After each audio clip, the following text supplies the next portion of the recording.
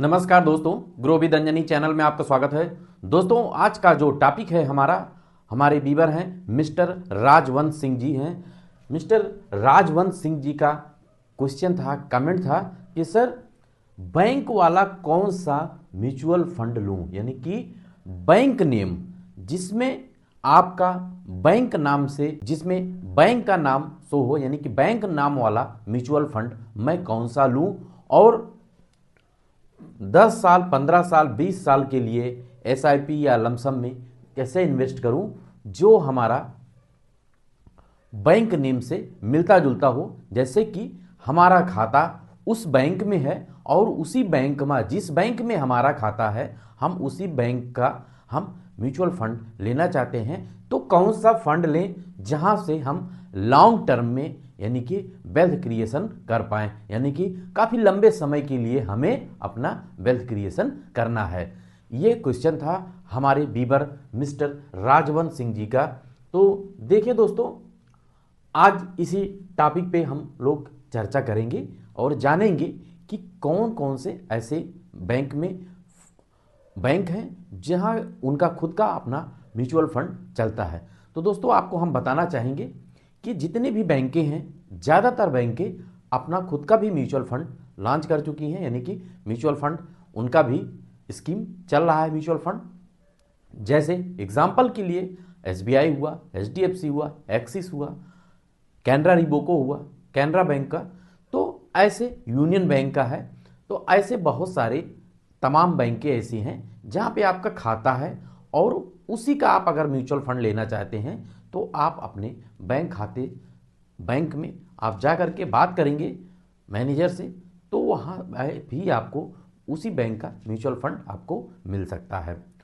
दोस्तों, होता क्या है कि जैसा कि हमारे व्यूअर का कमेंट था कि सर हमें उसी बैंक में हमारा अकाउंट है और हमें थोड़ा सा ट्रस्ट होता है कि जहाँ पे हमारा अपना बैंक अकाउंट होता है उसी बैंक का ही लेना प्रेफर्ड ज़्यादा करते हैं, तो इसलिए हमें उसी बैंक का ही बताया जाए।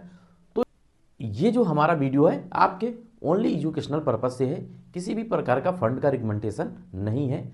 तो दोस्तों, यहाँ आज हम लोग जानेंगे कि अगर हमें लंबे समय में वेल्थ क्रिएशन करना है, जैसा कि हमारे व्यूअर का कमेंट था कि सर मैं 10 साल के लिए एसआईपी चलाऊं, 15 साल के लिए या 20 साल के लिए, या हम लमसम करते हैं म्यूचुअल फंड में लंबे समय के लिए, तो हमें कौन सा फंड बैंक वाला लेना चाहिए या कौन सा लूं, या कौन कौन से ऐसे बैंक वाले फंड हैं जिनको हमें बताया जाए कि कौन कौन से ऐसे फंड हैं। तो दोस्तों, आपको हम बताना चाहेंगे कि जब भी आपका लॉन्ग टर्म का वेल्थ क्रिएशन करने का टाइम हो आपके पास, अगर आपके पास 10 साल से ऊपर का समय है, तब आप हमेशा जो है वेल्थ क्रिएशन करने के लिए, यानी कि असली दौलत आपको अगर बनाना है, तब आपको मिड कैप और स्मॉल कैप कैटेगरी में आपको इन्वेस्ट करके चलना है।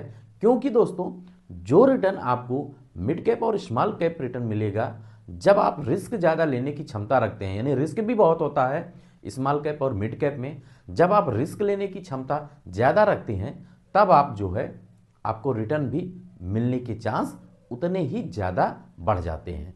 तो यहाँ अगर लंबे समय में आप कभी भी कंपैरिजन करेंगे, कभी भी जो है आप उसको बहुत ध्यान से गहराई से देखेंगे, तो आपको हमेशा स्मॉल कैप और मिड कैप लॉन्ग टर्म में आपको लार्ज कैप और फ्लेक्सी कैप, मल्टी कैप की अपेक्षा आपको ज़्यादा कुछ रिटर्न देखने को मिल सकता है।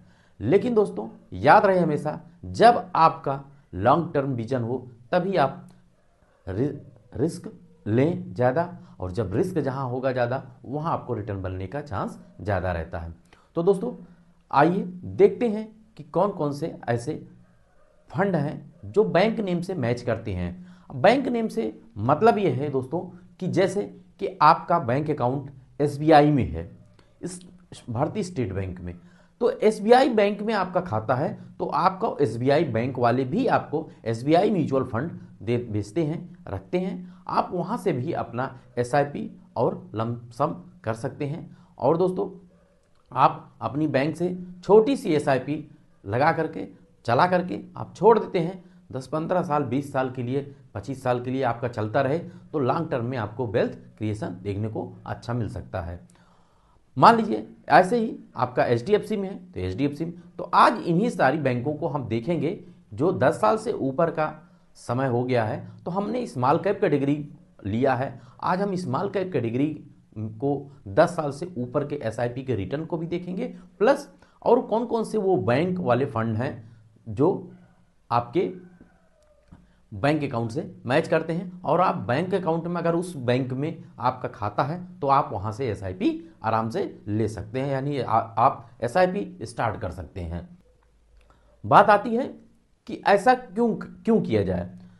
अक्सर होता क्या है कि जिस बैंक में आपका खाता होता है उसी बैंक का ही बैंक इस म्यूचुअल फंड बेचते हैं, अदर का नहीं देते हैं। अगर आपको अदर की सुविधा नहीं मिल रही है, अदर म्यूचुअल फंड में इन्वेस्टमेंट करने की, तो आप उसी बैंक का ही ले सकते हैं। और बैंक का एक ट्रस्ट अपना अलग होता है, लोग विश्वास करते हैं, इस वजह से आप उसी में आप SIP जहाँ पे आपको सुविधा लगे, सुविधा मिले, बस आप वहीं SIP स्टार्ट कर दीजिए। कोई ये देखना नहीं है कि क्या हमें लंबे समय में, बस इतना है कि लंबे समय में हमको लंबे समय के लिए अपनी SIP कंटिन्यू रखना है और आपको स्मॉल कैप या मिड कैप में कवर करके चलना है। तो आप देखें कि कौन से वो बैंक वाले फंड हैं। हाँ दोस्तों, हम अपने चार्ट पे हैं और डेटा शीट से हम ये देखेंगे कि कौन से ऐसे बैंक वाले फंड हैं, बैंक नेम वाले, जो स्मॉल कैप कैटेगरी, आज हमने जो कैटेगरी लिया है वो स्मॉल कैप कैटेगरी लिया है। और स्मॉल कैप कैटेगरी को देखेंगे तो पहला जो आपका यहाँ हमने दोस्तों एक चीज़ और है, आपको AUM वाइज हमने लिया है। और आप देखें कि जो पहला बैंक नेम आ रहा है स्मॉल कैप कैटेगरी में, ये है आपका HDFC small cap fund. HDFC, मान लीजिए एग्जाम्पल में आपका खाता HDFC बैंक में है, तो आप HDFC के म्यूचुअल फंड के सभी स्कीम आप वहां से ले सकते हैं। और आपको अगर लंबे समय के लिए चलाना है तो आप जो है HDFC स्मॉल कैप फंड ले करके एक छोटी सी SIP स्टार्ट करके आप छोड़ दीजिए, चलने दीजिए 10-15-20 साल लंबे समय तक। फिर आप देखेंगे कि वेल्थ क्रिएशन कैसे होता है। यानी कि अगर आपका HDFC बैंक में खाता है तो आप HDFC स्मॉल कैप फंड ले सकते हैं। अगर आपका खाता SBI स्मॉल कैप SBI में है, यानी कि भारतीय स्टेट बैंक में है, तो आप वहां से SBI स्मॉल कैप फंड ले सकते हैं। ये 2 बैंक हो गए। तीसरा जो बैंक है आपका एक्सिस स्मॉल कैप, यानी कि एक्सिस बैंक में अगर आपका खाता है तो आप एक्सिस म्यूचुअल फंड का सर्विस ले सकते हैं, सुविधा, यानी एक्सिस स्मॉल कैप फंड में आप अपनी SIP और लमसम स्टार्ट कर सकते हैं। चौथा जो आपका बैंक नेम फंड है वो है कोटक स्मॉल कैप, यानी कि अगर आपका खाता कोटक बैंक में है तो आप कोटक स्मॉल कैप फंड भी यहाँ से, इस फंड में आप लंबे समय में SIP यहाँ भी कर सकते हैं, यानी कि कोटक म्यूचुअल फंड का भी आप जो है सुविधा मिल सकता है आपको। चौथा हो गया। पांचवा है आपका ICI प्रू स्मॉल, यानी कि अगर आपका ICI बैंक में अकाउंट है आपका तो वहाँ से आप ICI म्यूचुअल फंड की सर्विसेज ले सकते हैं और वहाँ भी अपना SIP स्टार्ट कर सकते हैं। तो दोस्तों इस तरीके से ये आपका स्मॉल कैप कैटेगरी का फंड रहा, और कुछ हम आपको जो बैंक नेम से रिलेटेड हैं वो बताएं। इसके अलावा भी और भी तमाम बैंकों के नेम से हमारे फंड हैं, जैसे आपका बंधन स्मॉल कैप हुआ, बंधन बैंक से रिलेटेड है, वहाँ से भी आपको सुविधाएं मिल सकती हैं। और आपका कैनरा रिबोको, यानी कैनरा बैंक के अकाउंट में आपका अकाउंट है अगर, तो आप कैनरा रिबोको म्यूचुअल फंड की सर्विस सुविधा ले सकते हैं, वहाँ भी आप अपना म्यूचुअल फंड SIP और लमसम कर सकते हैं अगर आपका कैनरा बैंक में अकाउंट है।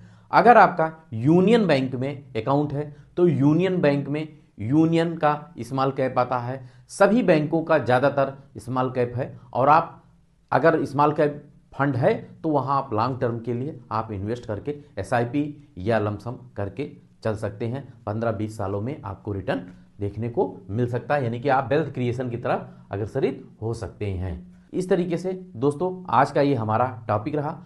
आशा करता हूं कि आपको एक अच्छी जानकारी मिली होगी। अगर दोस्तों मेरी जानकारी अच्छी लगे तो एक लाइक ज़रूर करिएगा, शेयर करिएगा और हमारे चैनल को सब्सक्राइब कर हमें सपोर्ट करिएगा।